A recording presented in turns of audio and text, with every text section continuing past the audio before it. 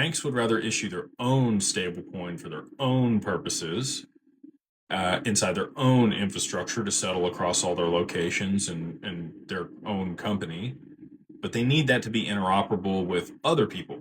And so that's where XRP would sit in the middle as a bridge asset for settlement between those two counterparties, where they trust that network and the asset to deliver that value without having to hold the currency of the counterparty. So Nostro Vostro accounts, like you guys have, heard me talk about that plenty of times. $27 trillion locked up globally.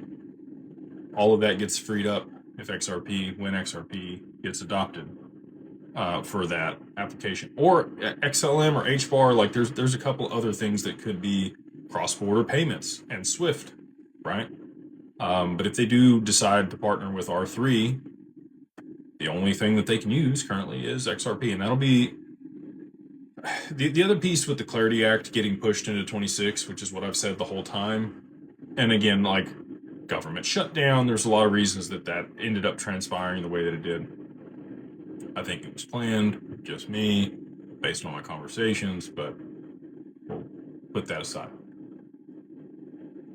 XRP, just play along with me for a second, okay? We see all of the stuff I've been talking about play out at the end of this year. XRP moves to 3 or 4 digits. It's implemented on the back end of the stock market. They implement it for FX. They implement it for commodities, cross-border payment, and other applications.